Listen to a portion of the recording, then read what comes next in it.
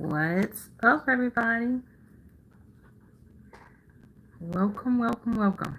As I promised, I am live tonight on YouTube. And so, if you came over here from TikTok, Instagram, Facebook, wherever you might have seen my post, or even on YouTube, about going live tonight, then you know that the topic is healing from divorce. And so, I want to talk about starting a healing journey if you need to do that. And basically what happens when divorce wasn't a part of the plan. And so I always feel like I'm privileged to come and speak to you guys no matter what I share about. And so I'm going to start with just a little bit about me and what I do, just so that you know who I am if you're new to me. You've never, seen me before on the internet. This is something that just happened by chance. My name is Onjeinika Richardson. I am a writer. And so a lot of you, if you follow me from my other pages where I talk about being unmothered and mother-daughter relationships, then you've seen this book. So I'm the author of this book, and the book is called Unmothered, A Daughter's Guide to Acceptance, Healing, and Renewal. And so this book is basically like the jumping off point and how I ended up like in this coaching space and like on the internet in this capacity. And so I just have a heart to help people. I love encouraging people, and I'm like naturally a motivational person. So that's kind of how I got over here.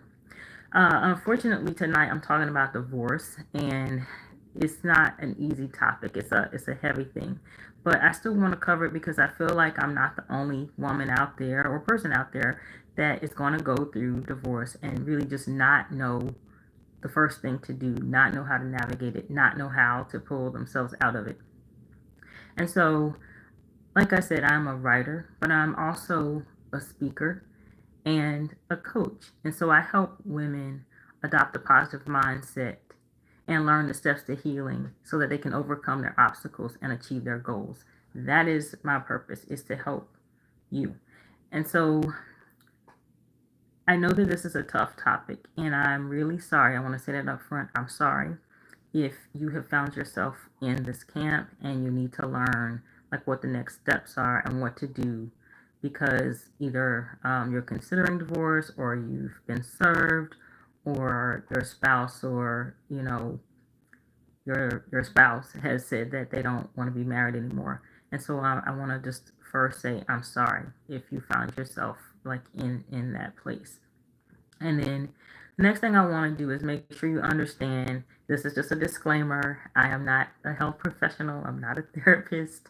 I'm not a pastor. I'm just a regular person just like you that unfortunately just went through a divorce.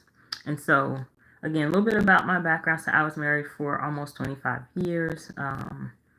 And, marriages aren't always perfect. Some people do, they have a really good go at it, and they know each other well, and they're very well aligned and all that stuff. But for a lot of us, it's a challenge and it's work. And as long as you both are willing to do that work and you're willing to, come to the table and share in solving problems, you can get along fine, I think. Or that you're there for each other and going to work through things. And so I thought that's what I had. But lo and behold, last year was a rocky year. And so my husband did not want to be married anymore. And so that is how I got in this place. But the beginning of it was so difficult. And so that's where I'm thinking that a lot of you might be, just because of things that I see sometimes in passing. Like I said, I'm on the internet and I see, people sharing their hearts, sharing their feelings. And it is hard for me to sit here knowing what I went through and not provide something that would help. And so when I first started going through this whole process of my marriage is falling apart and separation is happening, like I said, it was about a year ago. So as far as I was concerned, everything was okay.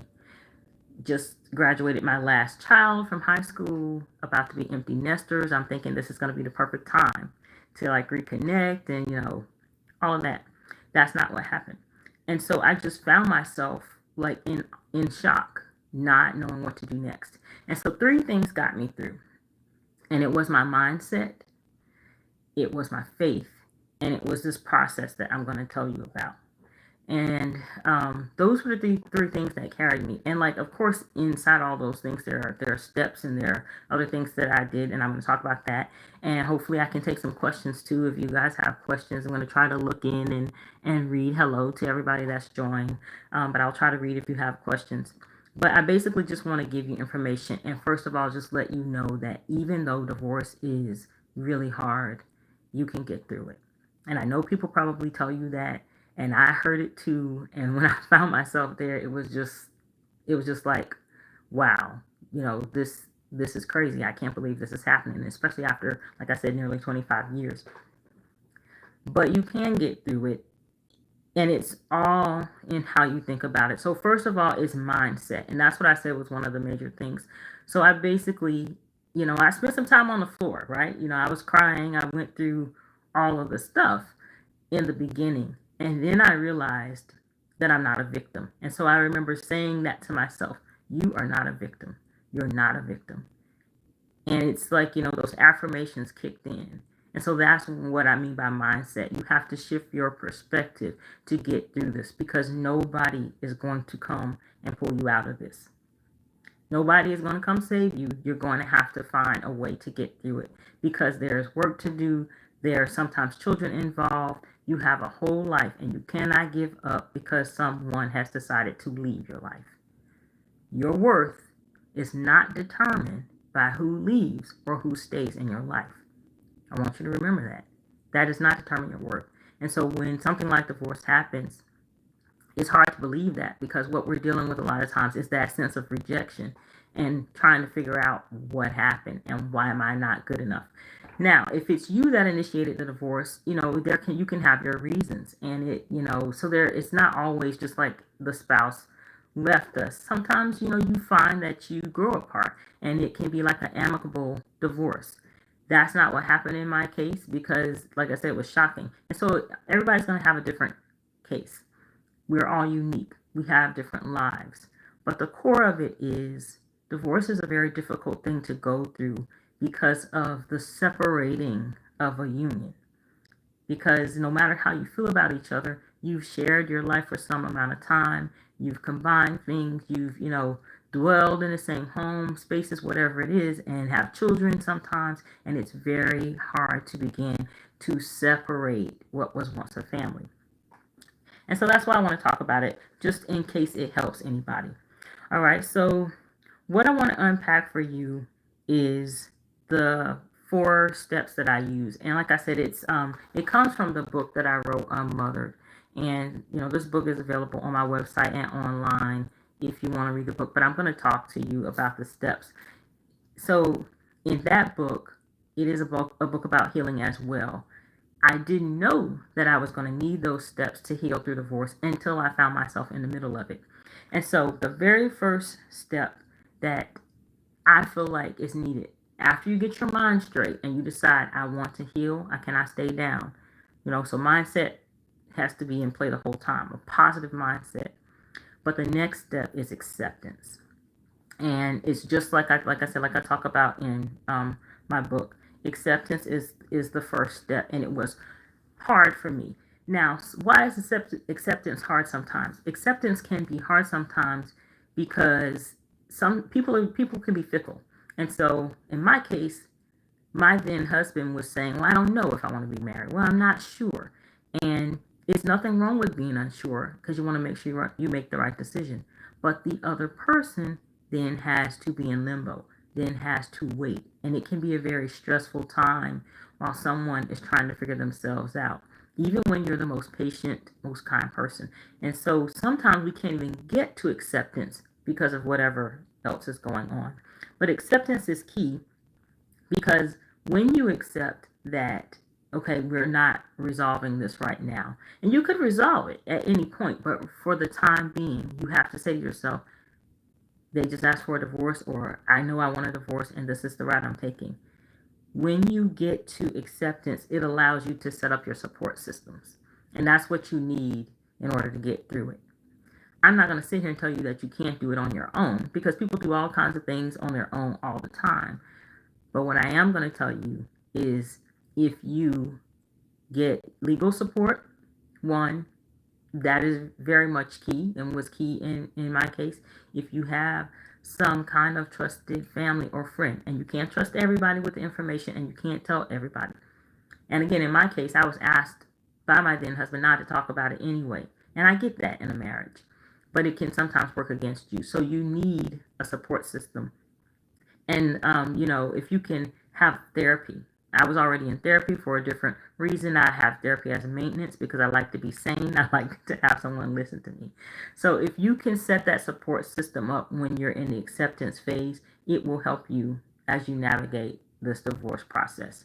So setting that up in the beginning is one of the reasons why accepting what's happening is so important. Um, it can also help to lower your stress because it's just kind of like, call a thing or make a decision. If this is what is happening, all right, then I know what to do. It's very hard to know what to do when you're in a confused state. So that is why acceptance is really important.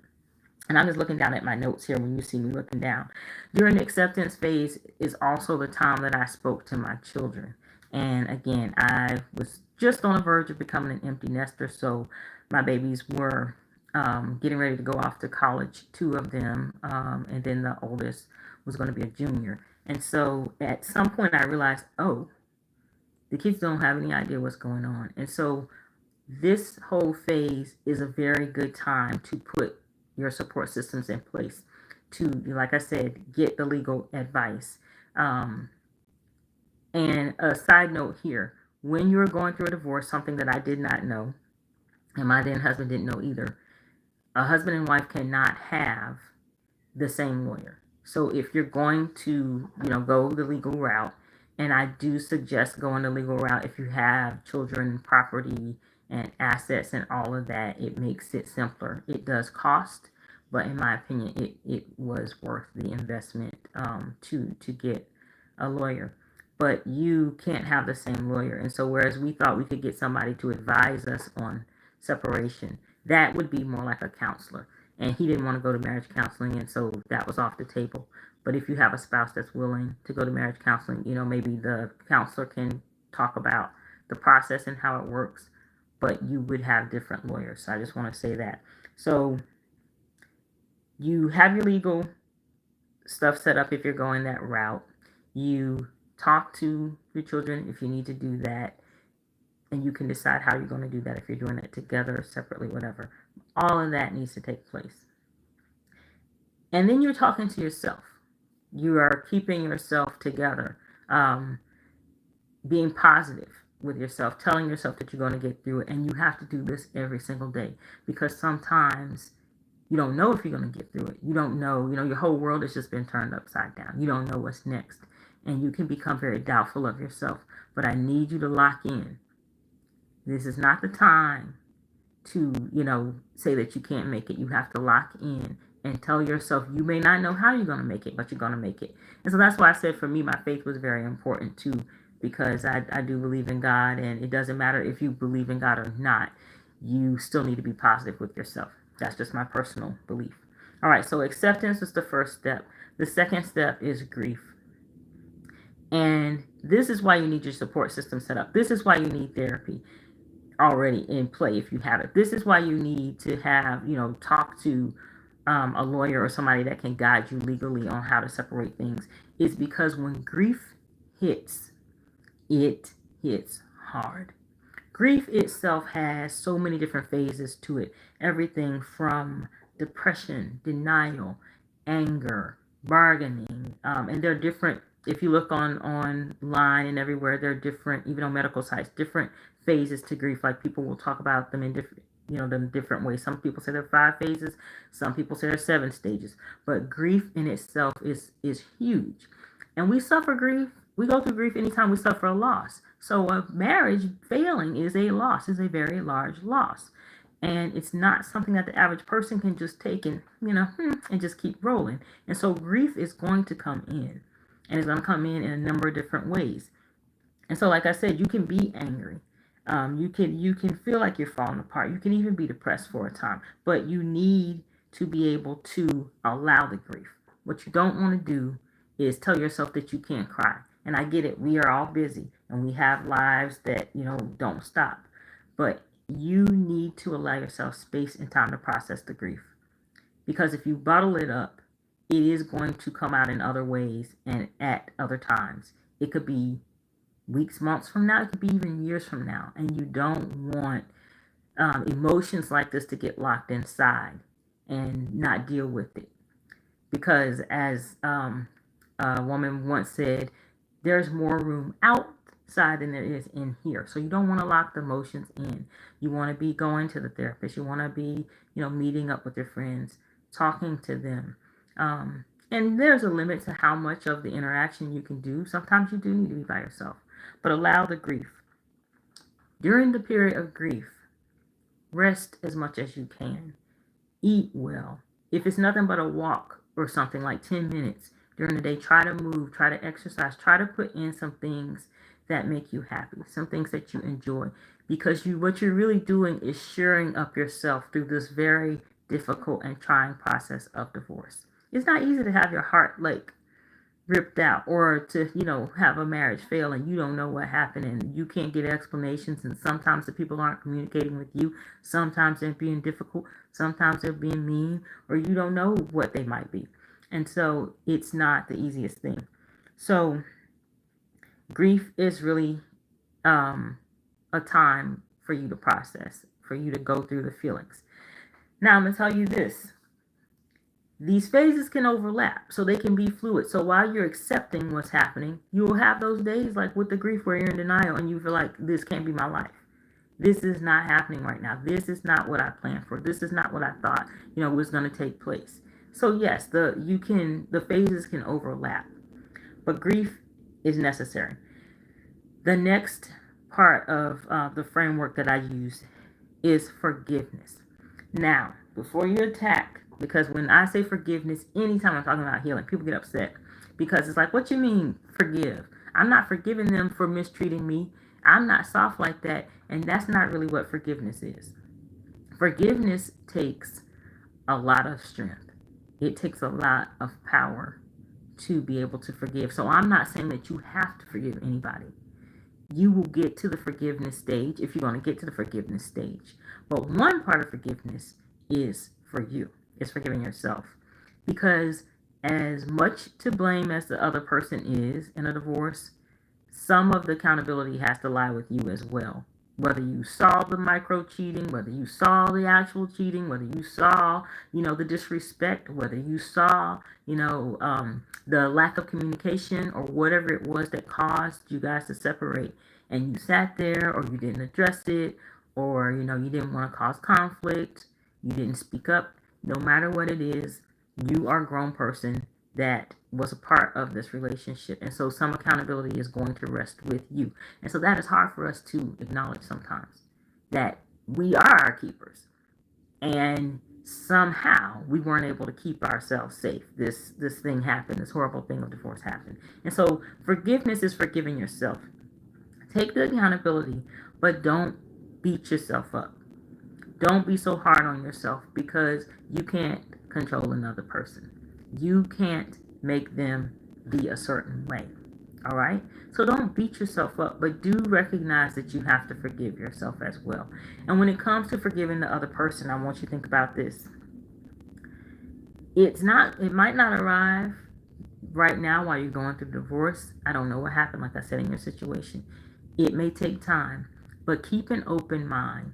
Because if you bottle up pain and sometimes anger and bitterness, it can make you sick inside yourself. Like, unforgiveness is linked to a lot of physiological problems that people have, because it can cause your blood pressure to fluctuate, because it can make you more susceptible to illnesses, just because of, like I said, stress levels and cortisol levels. When you're thinking about that thing and what they did to you, it can trigger some stuff in your body. And so unforgiveness is nothing to play with.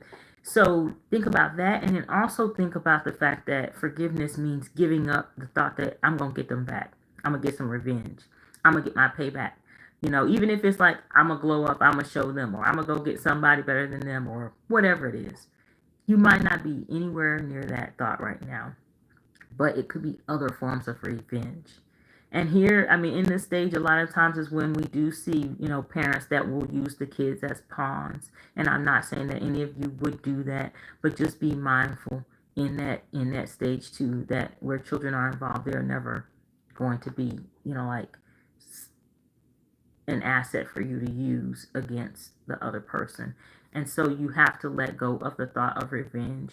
You might not get to forgiveness, but I hope that you will, because when you can release some of the things out of your body, out of your system, out of your mind, it will open you up to better things, to new experiences that are to come down the line. And so that's why forgiveness is a very important key.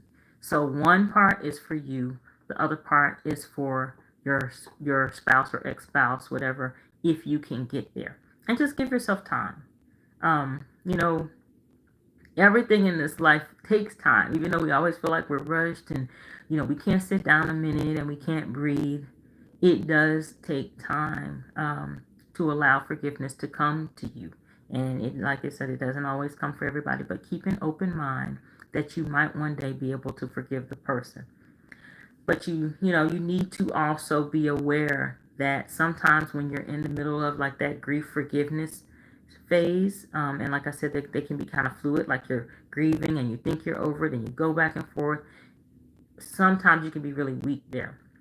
Now, there's nothing wrong with resolution. If you end up not having to get a divorce and you can resolve things, that is great. But keep in mind that sometimes people come back because they become uncomfortable in the situation they've created. Meaning, like sometimes when the separation begins, they find out that the grass isn't always greener on the other side. Or they feel like they liked being able to manipulate you or the benefits they were getting from you, whatever was going on, in your marriage. So be aware that sometimes when you're grieving and when you're feeling low, you're susceptible, you're vulnerable to someone still using you. So you just want to remember, you want to forgive, but you don't want to forget. That's what I'm trying to say. You want to remember the reasons if you need to leave. You need to remember what the reasons that they are, because safety can be involved. It can even be verbal abuse that was involved, but you need to remember those reasons. And so while you're working towards forgiveness, you don't have to forget what happened. You don't have to forget why you've made the decisions that you've made. All right. So we talked about acceptance. We talked about grief, forgiveness. Now the good part is renewal. And I say the good part, I get it. It's divorce. Is there really a good part? It's hard to, you don't see it sometimes, but because I am the Pollyanna and I do tend to see things glass half full, more optimistic. I try to see the bright side of things, even when there isn't one sometimes. I'm not foolish about it, but I try to find something to hold on to when I know I need to pull myself out of something. And so renewal is that big part of this whole process. Renewal is about you. Whereas you may have spent a lot of time trying to analyze your ex, trying to figure out where things went wrong. What is wrong with them? Are they a narcissist? Are they a sociopath or whatever? What is going on? Renewal is a time for you. You really need to focus on knowing your worth and know that you are invaluable and know that you are inherently invaluable. There is no price that can be put on you, and you are enough just by yourself. No person that can come into your life or be in your life for any amount of time can validate you. Okay? You are valid and you are enough with or without anybody else. And I need you to know that. And sometimes we don't know that because sometimes we're wrapped up in these relationships and we lose ourselves. Sometimes we get confused. Sometimes we're so busy trying to make it work or trying to make the other person happy that we don't know who we are a lot of the times. And so renewal is about you. It's about understanding your self-worth and working on the things that you need to work on and looking forward to your future.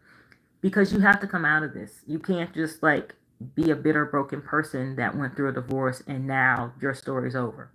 No, your story is not over. And so renewal serves as the base for you to empower yourself and propel yourself forward. And so, you want to just think about the peace that's going to come in at this stage. Take time with yourself, and if you need to be alone, I think it's a good thing. Some people do try to jump into relationships or do something to numb the pain. Be wary of that. That's not the way to handle this. It's really good to sit with yourself and find out the things that you love. What do you want in life? I mean, maybe you were in a relationship, this marriage, and you couldn't do some of the things that you wanted to, and now suddenly you realize the whole world is open to you, and you can now start being who you want to be. You have a whole new lease on life, and that's the beauty about life. Is as much as it can be painful and as much as it can hurt us, it can also amaze us. It can also be wonderful at the same time or in the next act. And so that's what you want to set yourself up for. You want to, think about boundaries that may have been violated or boundaries that you didn't have set up. And this is a good time just to figure out who you are. People use the phrase like date yourself and, take, have self-care and do all these things. You don't have to necessarily worry about whether you're doing those things. You just need to take really good care of yourself right now and understand that you are the prize. You are. You are. It doesn't mean that you're a prize to someone else and that they need to bow and kiss your feet. It means that you just being here, breathing, living in existence, you are the prize. You have a purpose and you have something that you were sent here to do in this life.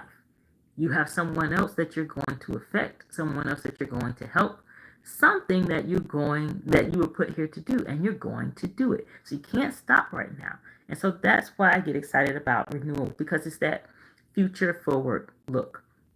And then if you've made it that far and you're going through the divorce process and you've been working, like I said, with a lawyer, or you have your support systems, this is the time when you're like, you're looking at, what things, how are you going to parent or co-parent together? Are you going to change your name or not change your name if you changed it? What, is next for you? All of that comes into play because you, one, don't have a choice, and two, you owe it to yourself. You owe it to yourself to say, this is a clean slate. I'm wiping it clean and I'm going forward. And I'm going to take from this what I will. It can be simple things. Like for some people, especially if you're like a burnt out mom, and especially if you've been a stay-at-home mom, which I was for 10 years, like when the kids were younger, much younger. But sometimes you just get burnt out. You never know. Like when it's not your weekend to like have the kids, you do get a break. You do get to take those naps. And I know it sounds crazy and it might even sound cruel right now, but that's not my intention. It's just that I'm a person that's looking to see the bright side in a situation so that I can find a way to pull myself out. And that's all I want to do with you tonight, is to empower you. And so that's it. That's what I have for you. Let me see. 28 minutes. About what I thought it would take to unpack all of this. There are so many levels to healing. Guys, it's messy work. But it's messy work that's worth it. Like I said, I've done the healing with mother-daughter relationship drama, like going through that grief, because I did lose my mother and we didn't have a good relationship, so I know what this is like. And there are lots of times in life when you're going to have to heal, when you will have to be resilient if you want to, keep going. And so take this as information, do with it what you will. I am just happy that I could bring it to you and I could share it with you. And so I'm going to be around, as always, on my social media pages. I'm on TikTok, I'm on Instagram and Facebook. And I will be sharing, tips and things that I've learned as time goes on. If you are interested in learning more, or you feel like you need somebody to walk you through this divorce process and healing, you can set up a consultation with me and I can talk to you and see if there's a way for me to help you. But otherwise, my only intention was just to come on here and try to share something that might help somebody else. It is unfortunate that divorce occurs, and even some of the best marriages that you just think, oh, I never would have guessed it. People tell me that that was my marriage, but sometimes you just don't know what's going on inside, and you can't be in someone else's head either. So when you find yourself here, sometimes you need a little help, and so that's what I came on here to do. So I don't see any questions. But I thank you all for joining me tonight. It was a pleasure. And if you do have questions later, you can message me on any of the platforms. And some of the platforms, and at least on our website, I have an email. You can even email me, and I am happy to chat with you. All right. Well, I'm going to get out of your hair on this Thursday night. I hope you guys enjoy your evening. Bye.